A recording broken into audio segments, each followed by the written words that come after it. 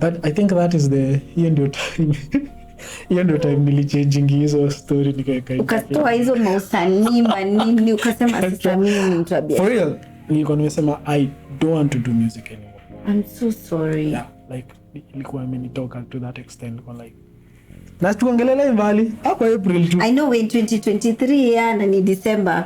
Na sasa how are you managing, you know, I'm just thinking artists, you can correct me if I'm wrong, you get your money when you do gigs. Yeah, true. And of course now apart from the copyright music, YouTube and whatnot, most of your income is really from gigs. Doing, you know, going for shows. And here you are, you're sick, you have bills.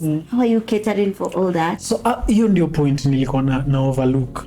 Usi mimi nilikuwa na blame God nikisema God mbona una nini. Like I never sat down and questioned myself like nilikuwa sick for all this long, but hii nyumba niko manage kulipa. Hizo dawa zenye madaktari wana prescribe like niko able to buy every single time. Food sijai kosa like buki hata siku moja niliwahi.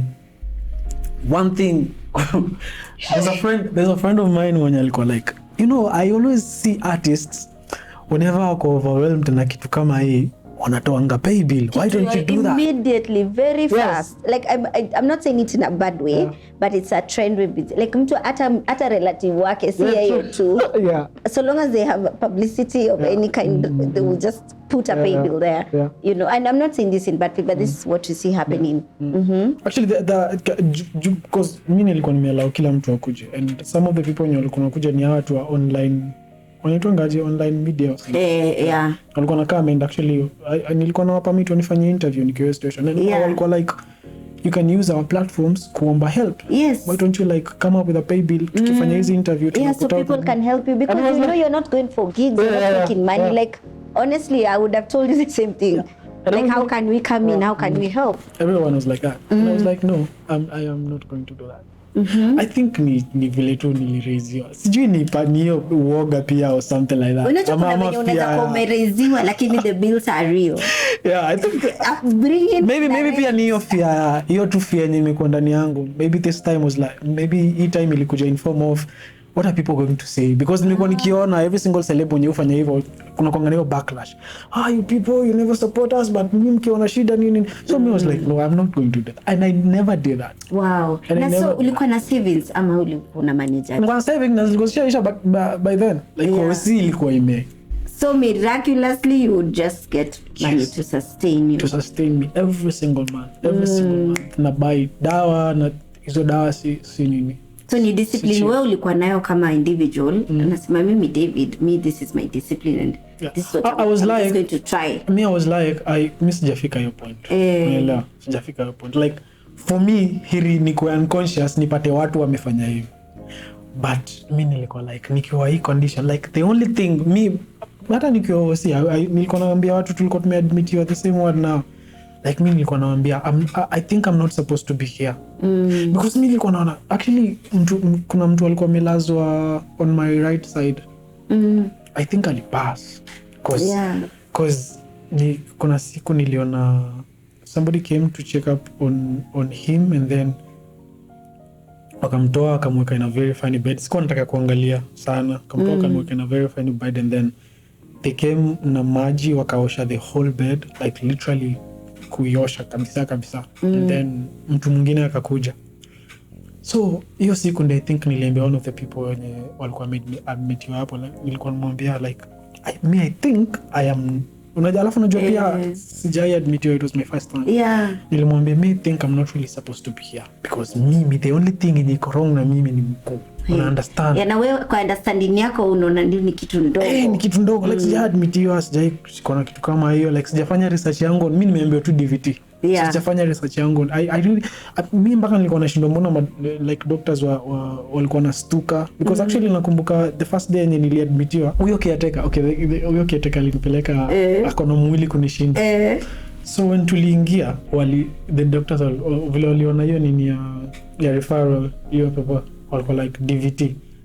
So between nyinyi because tulikuwa tunacheka actually tulikuwa tunacheka na hiyo caretaker. Nasema so between nyinyi wawili ni nani ama ako nje? Ndio nikasema mimi nikwambia wewe, because number one kitu doctors walikuwa nasema ni that hiyo kitu inashika watu wako obese, very big. Number two watu wazee. Number 3 ilikuwa gani? Number 3 like watu kaa sana yani wao movingi kaa sana. So I do all those things because niliwaambia nilicheza football daily, so mimi simsi kaa. So alikuwa like okay, so niende mgonjwa kwambia sorry, utakuadmitiwa tu, tutafanya some few tests because aliniuliza age, nikamwambia kwa like cases za DVT zinakuanga past like this is really rare. So hii ni rare, and walikuwa very shocked. But so mi story ya baby nilisema hapana. But God has been faithful. Yes, so hiyo ndo part nilikuwa na overlook. Mimi naona vile God disappoint, God nini like sikuwa naona hii side nyingine. Now let's talk about this fear and low self-esteem that is very recurrent in your story. Nini ilikuwa inakufanya unakuwa na uoga? I really don't know, but I think mimi nimegrow hivyo. Ukiwa tu na uoga because ni kitu naweza sema from primary school. A teacher would come, maybe let's say my favorite subject, English. I really love English. So a teacher would come, ask a question in front of you. Deep down I know this answer. I know this answer. Lakini but I cannot raise my hand because nikiinua hivi kila mtu ataniangalia. Oh my God. So imekuwa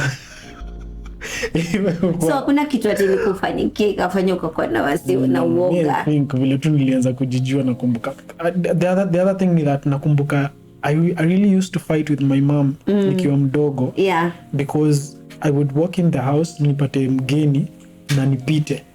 So nikiwa mdogo again anaweza interpret that mtoto amereziwa vibaya ama he's rude ama something. But mimi niko naogopa.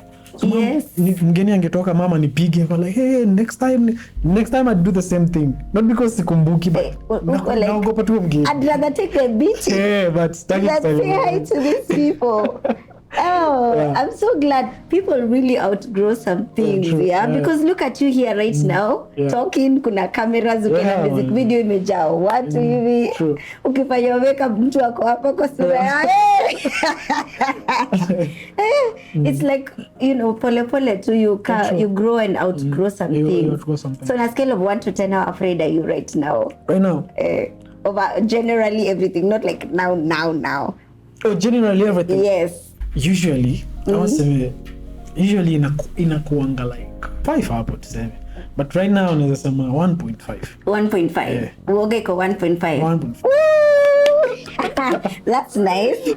Hiyo ni poa. I'm really encouraged that umeweza kugrow na umetoka kwa hiyo space, because I'm sure even some parents who might be watching and are thinking but mtu wangu maybe ana behaving hivi, and sometimes people like to overthink, like maybe something happened to them or maybe they're traumatized by something, but kuna watu tu wanakuwa shy, like because of that I don't think I'll forget that pedicure thing. At hiyo ndio the best really.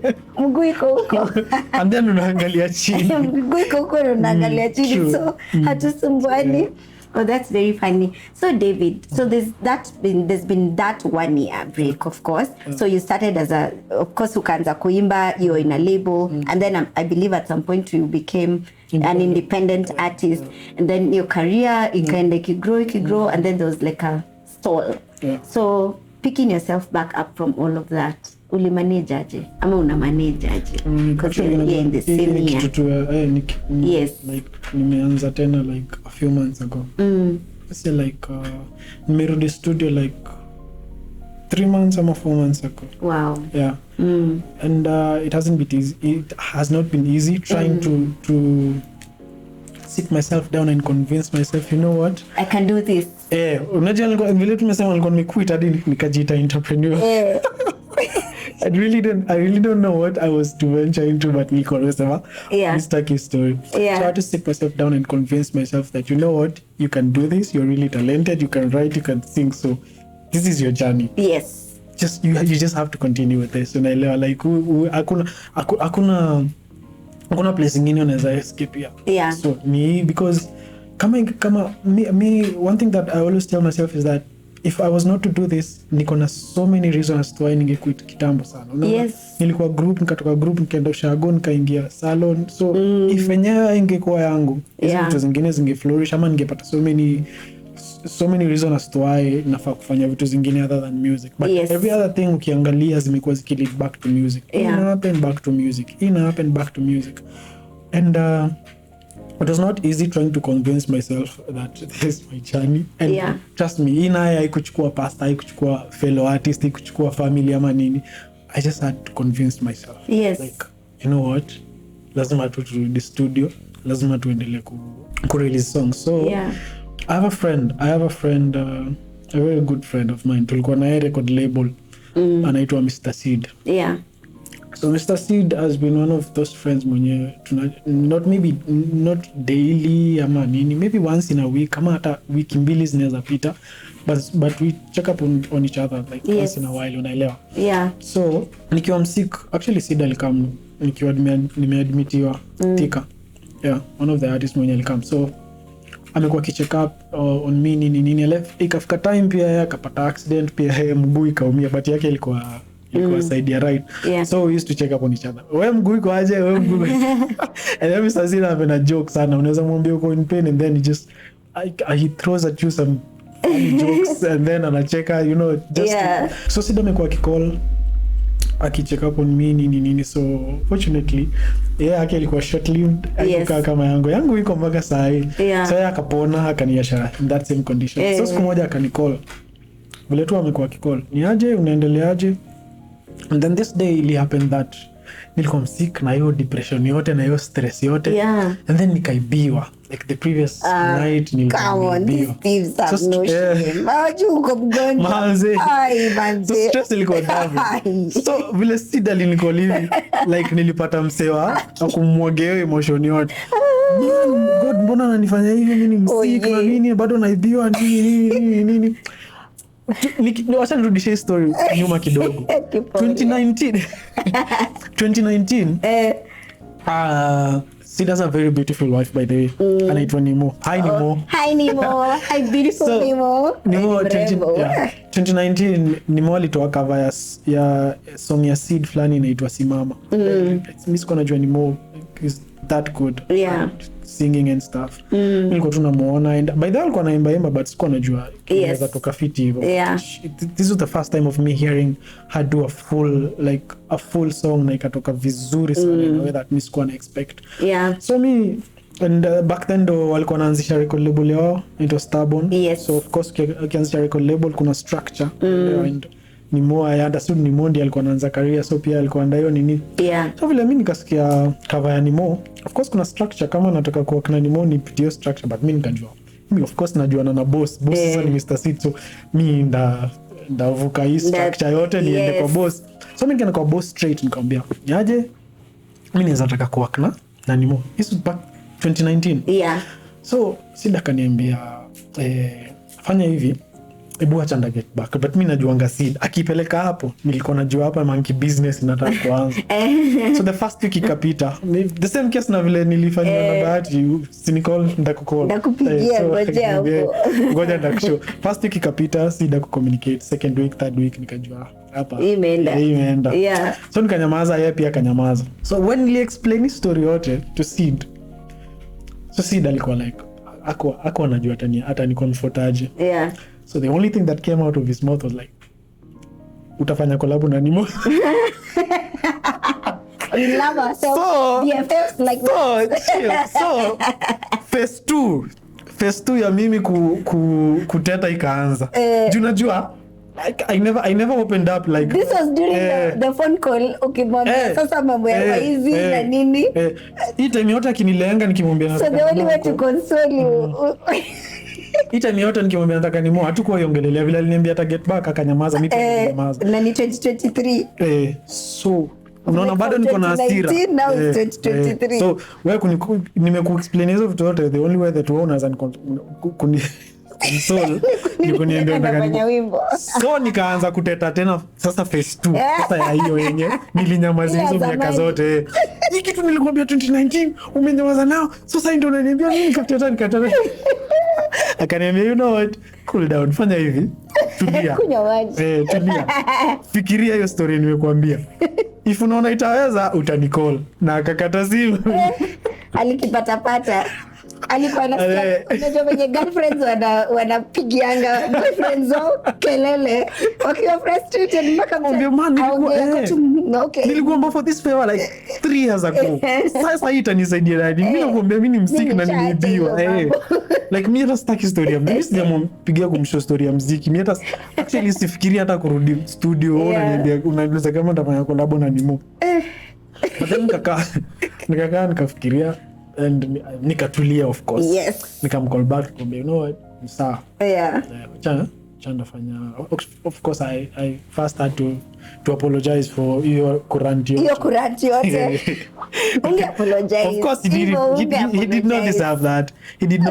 Yeah, and of course all the other people when I pushed away nikiwa msiko. I feel like so many people didn't really deserve to see the side of me yenye nili unleash nikiwa hivyo. But you see it's not your fault. Like life happens. And ule mwenye amebaki hatu ndo anajua mali namfinya. But it's good that you feel they shouldn't deserve. But really the truth is some things are really you can't really control. You're the one who is feeling what you're feeling. Yeah. Mm-hmm. But then it's to me yo kama excuse. Yes. But then every single interview nimekuwa nikiwa apologize because I pushed a lot of people away. Watu wenye tulikuwa tunasaidiana sana. Receive all the virtual flowers, and cards. So you're a really nice person. Yeah. That's a compliment. Yes. So nika apologize of course. Nikamwambia sawa ndafanya hiyo collab. So akaniuliza kama niko na any song in mind. Nikamwambia kuna song nilifanya juzi. Yes. Inaitwa hivi na hivi, akaniambia hebu nitumie. Nikamtumia akasikia and he really liked it. Akaniambia mimi nimependa but sasa the decision is not upon me peke yangu. Acha niende niweke ni more akipenda kama hatapenda mfanye nyingine. So kaenda akaekea ni more and apparently ni more kaipenda pia. Tukaelekea so tunaweza patana studio siku fulani tu we work on Nimo's verse then tujue vile video itafanywa. And ndio tu nijue wenyewe hii yote ilikuwa ni plan ya God ama God like alikuwa behind everything. Yes. Like vile hii song the song ilitoka imefanya poa like right now iko like 2 weeks. Imefanya poa. It's very new. Yeah. Imefanya poa than every song nimefanya for the past 3 years. Wow. 3 years vile zifika hiyo maki ya 2 weeks. Yes. Unaelewa? Like imeni encourage in a way that God anani remind that like this is your journey, understand? Hakuna mali unafaa kuhepa. Because trust me, like ninge undergo everything that nilipitia hivyo and then nitoe song and then iko ina one view ikatae kuenda man. Mimi nyenyewe ningeenda hiyo entrepreneur ya ukweli. Ungesema sasa wale watopedi hiyo mko wapi? But you see now that imefanya hivyo nipe even nguvu ya you know what, I'm supposed to release another because actually people are asking for others. We love this kindly to pay more like tumekumisi hiyo mwaka yote hujatoa like and no one really knows what you've been nice. So imekuwa really encouraging and mpaka hapo tell people the name of the song. Mimi najua song inaitwa Ataonekana. David Wanda featuring Nimo. Just 2 weeks. Niko kwa page gani? Iko kwa channel yangu David Wanda TV. Na ukiwatch pia subscribe. Please do. Mwende mtana tu. Iko na icon I think ya red hivi iko na kakitu hivi. Ama na umefanya research. Ni white na red. Well I have to like do. Well I think ilibaki kwa kichwa si ati nilikuwa intentional ati sasa nataka kuona logo ya Wanda but I think it just stuck in my head when I was going through your page and everything. Iko na red kama kofia yake. True. But it's really nice and I think the song is also very very beautiful. I love that even as you're talking, you're able to embrace your journey and to appreciate the role that every person has played in your life. You know, sometimes unapata, especially with young people, ata old people, generally people, you find that when somebody plays a part in helping you, just because there was a fallout, or maybe ulifika mahali ukafeel, this is not my vibe, ama this is not the direction I want to go, you start mouthing those people, or you start saying stuff, but you're very, like, one thing that is I'm getting very clearly is you are acknowledging and appreciating your journey and people that have played a role in helping you to get to where you are now, and I think that's commendable. No, at times the life happens, but if it was up to me, naweza sema every single person mwenye nimemention hapa hivi, from huyo mwenye alini notice nikiimba church akanipeleka kwa hiyo group, from hao wasewa hiyo group, hiyo church, Bahati, huyo boss mwenye alituma fare, aki huyo alikurudi, huyo alita nani akitumsalimia, Kate received another set of virtual flowers. Thank you. So if it was up to me, yani, kwa mumias wewe kwa miwa ungekuwa unaimbia huko, by the labda ungekuwa unaimba nini traditional song. Thank you very much.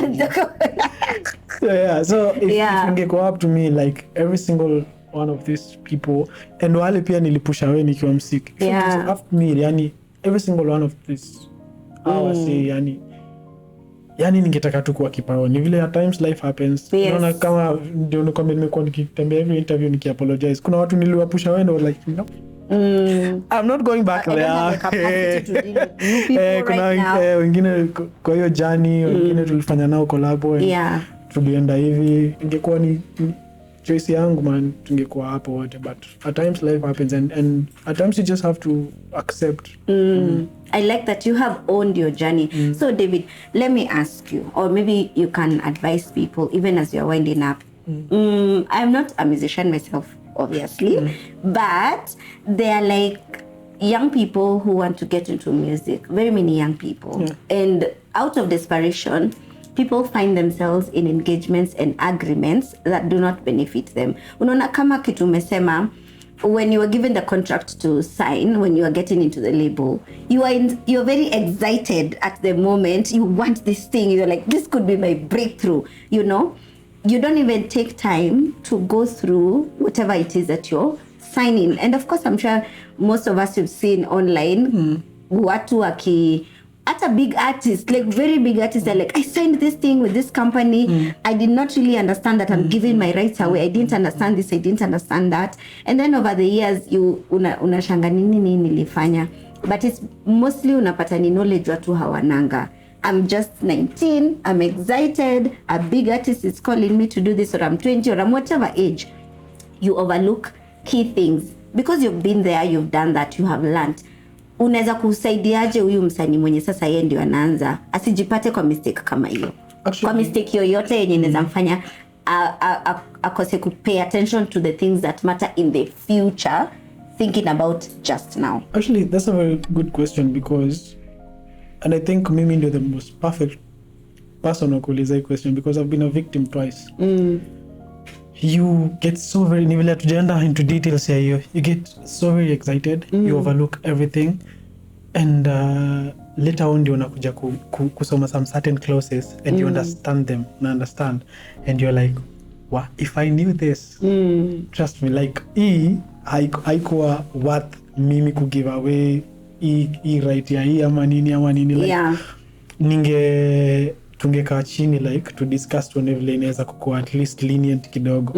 Nilikuwa victim twice, unaelewa, and both of these times naweza sema that nilikuwa desperate. Number one hata before kukua excited, number one nilikuwa desperate. Unaelewa, I want to do music and I want to make it, and I really have to make it right now. So number one ni desperation.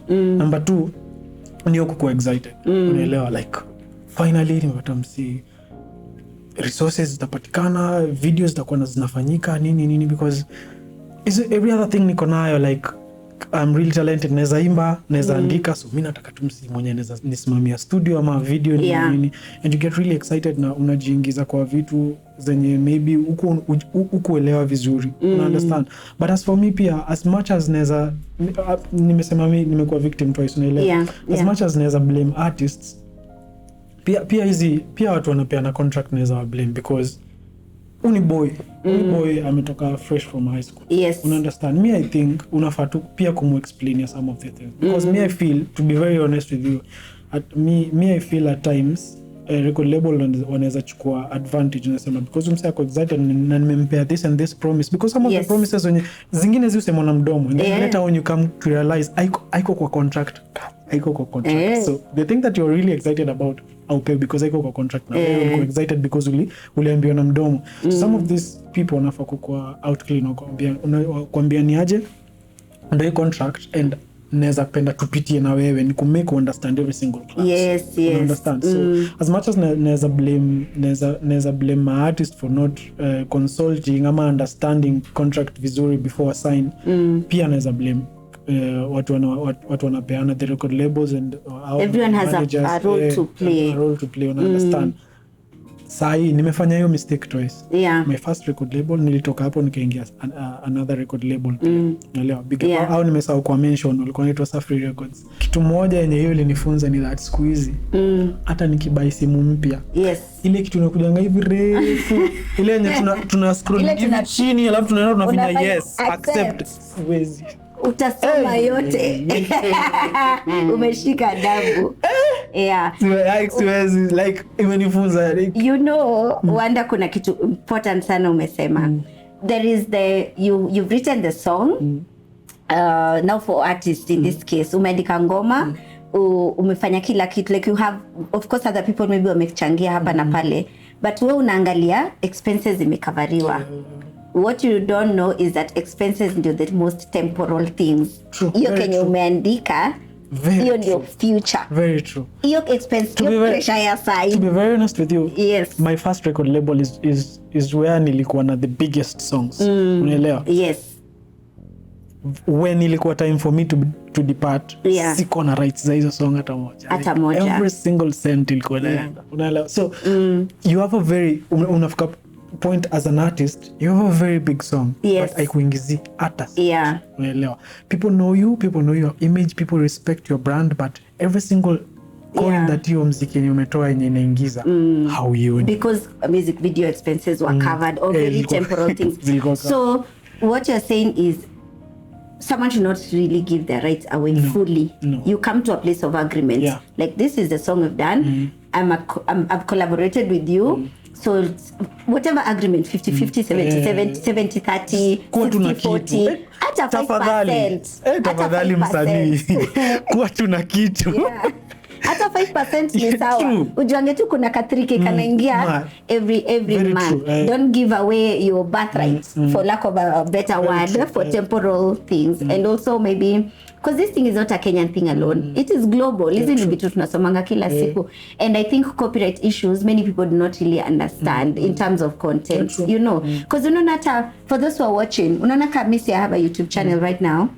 And by the time you're leaving, you're an artist. Of course, I will give you a release form to sign that you have released me to air your content. Because at the end of the day, the setup is ours, but the one who is really telling the story is you. And you have to give me the right to really have this content on my platform and to just share it. And otherwise, unazenda home useme, no, actually, msi hiyo kitu nimefikiria mara mbili. You know?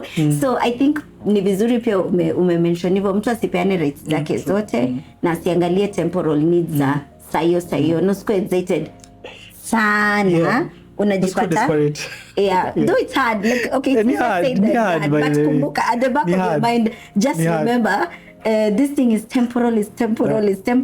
The most important thing is yo mstari unaandika, hiyo ndio contribution. Nacha nikuulize, because I really don't know how these things work.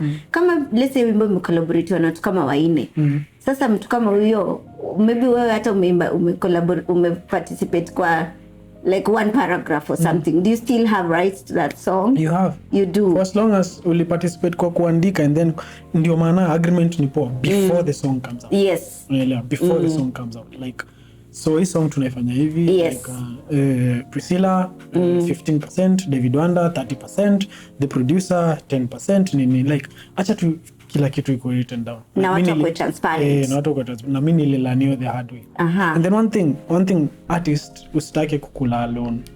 Usitake kukula alone. Because hiyo pia ndio inafanyanga, unajua Like for example me right now.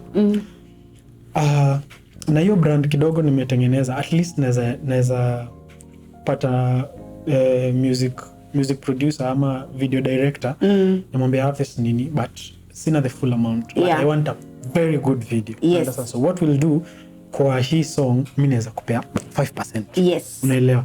But unaona ukiwa na hiyo ya and I like that percent. 5% is good. Ukitaka That's a very temporal thing. Yeah, true. Yeah, but because hauna hiyo time at least umeconsider.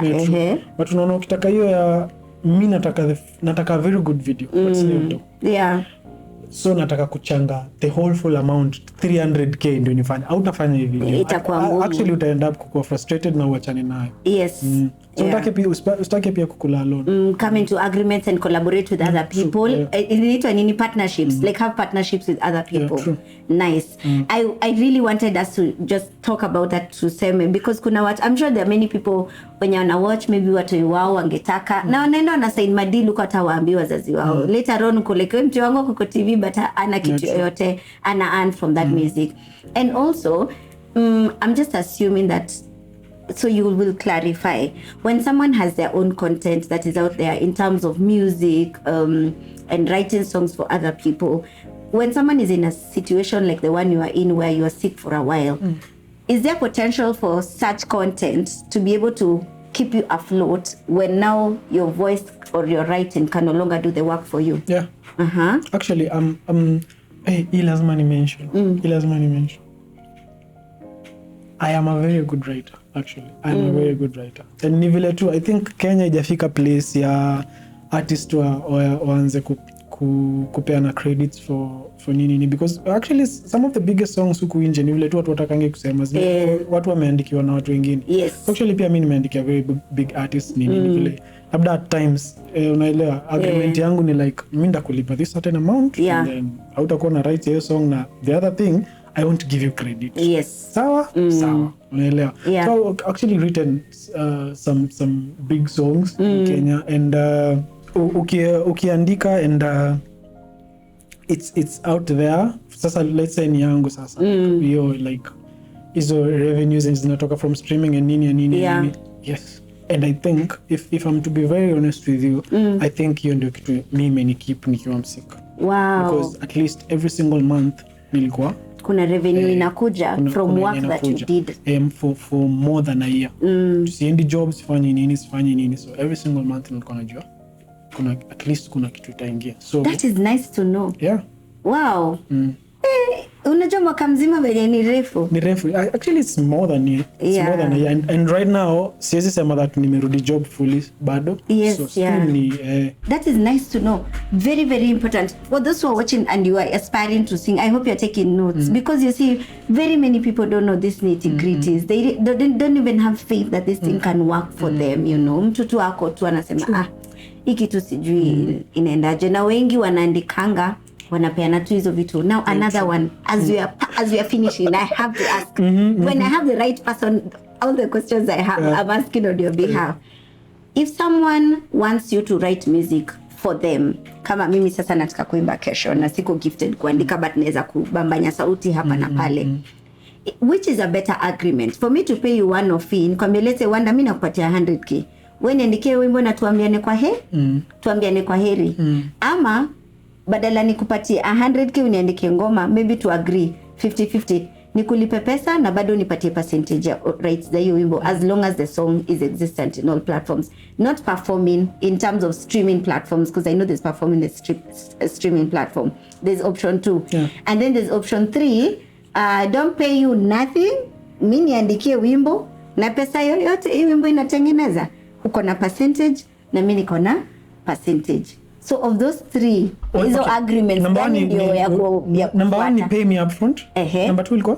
Number 2 pay me upfront. Number 2 ni 50-50. Like not 50 in terms of 50-50, but you pay me some little money, like some amount, whatever dollars or whatever currency you're using. Pay me some amount and then also give me some little shares. Hata kama ni 3%, hata kama ni 2%, but pia umenilipa kidogo. And then the last one, don't pay me nothing, but you owe a certain percentage as long as this song is existent on streaming platforms. I don't know about other writers, but as for me ukikuja hivyo, I would look naweza angalia Priscilla as a brand and what you've been doing.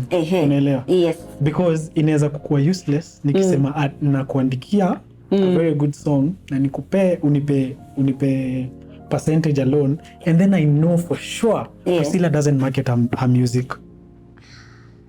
Do you understand? If I know for sure the previous projects that Priscilla amekuwa kimarket na zinakuwa zinafanya poa streaming platform, naweza prefer usinipe hata shilingi. Yeah. Niko nakula every single month. Yeah. But if for sure Priscilla does not market her stuff, nilipe tu upfront. Wewe tumalizane tu, whatever you do. So it depends on it depends with who you're working with. So the agreements change. So pia ni with the writers to do research on ni nani unaandikia. Kama ni msee, acha nipe tu tumalizane, but kama Priscilla anafanyanga proper marketing, song itadu poa. Hata usinilipe. Because niko sure whatever percentage ni utakuwa na nini itakuwa na ujue ni long term. Naenda ikienda. Na ni poa pia tuko kwa hiyo possibility ya long term projects. Si lazima unafikiria tu sahi. But musicians mmesikia pia market wimbo zenyu ndio watu wachangamke kuwork na nyinyi.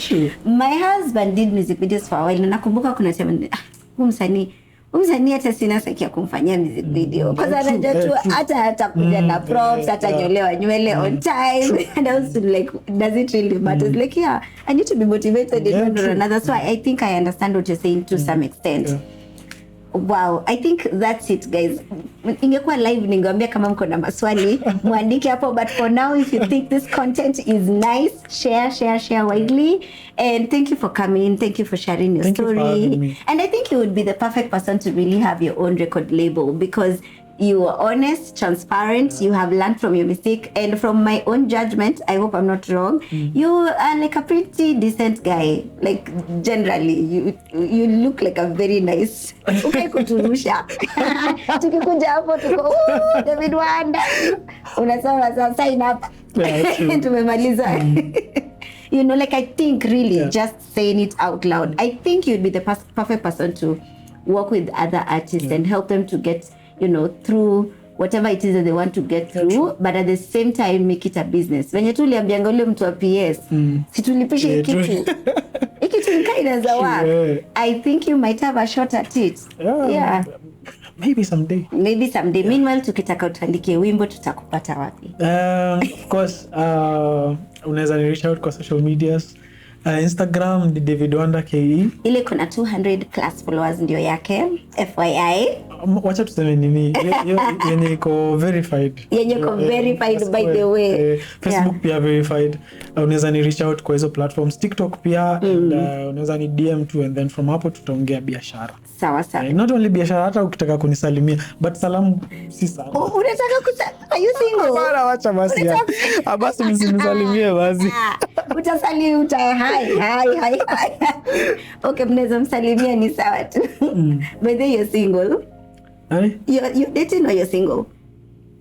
Oh, it's complicated. And let's we leave it at that. Ooh, shida tupu. Guy. Yeah, ukisikia hivyo inamaanisha we are still trying to figure it out. So tusifungie wengine nje na tujifungie ndani. Hizo contract za record label. Zinasemanga. Still understand. Oh, you understand? Za record label. Sijatoka kwa record label. Unaweza sema kwa single kumbe bwana ulisign, you are engaged to be married. And then yende ni kwa studio. I like that. Thank you for coming here, Wanda. Thank you for having me. Hey, you are such a nice guest. Nimecheka mpaka nimefurahi. Hata mimi I didn't really know nilikuwa nafaa ku open up until nimehavi interview. I think I really needed this. It's just I think nimekuwa nikienda niki apologize. Sorry for watu nilipusha away. I'm now back to what I've always been, kindly come back. But leo at least nimeongea about everything. Yeah. Oh, karibu sana. Nashukuru sana. Ladies and gentlemen, you know that I love you so much and I love to plug you in on all my things to do with urembo. So yes, kama kawaida, I am dressed by Urembo Creations, my makeup, my hairstyling, my accessories, zote zimetoka Urembo Creations. So msiseme mimi nakaa poa na sitaki kuambia ninakaa poa na nimetoa vitu wapi. My suit, my blouse, everything Urembo Creations. I'm going to put the details so you're able to see. Give them a call. order what you want. You would be surprised what you might get there. The shop is at Anniversary Towers ground floor, hapo tu kwa entrance. So yes, tukae poa. We need to look sharp, smart. I love looking like this for the Priscilla and Danu show, and I'm grateful. And I invite all of you to look like this as well. I want to say a big thank you. Our subscription is growing by the day. Thank you for the love. Thank you for the comments. Thank you for sharing. I noticed that very many of you share this content with their loved ones. I am very, very grateful. Asanteni sana. So kama you are new here, like, share, subscribe, and there's a button that you can switch on, the notification button, so that when I upload a content, you're able to see. Every Wednesday at 3:30 tutawekeanga videos hapo with informative information.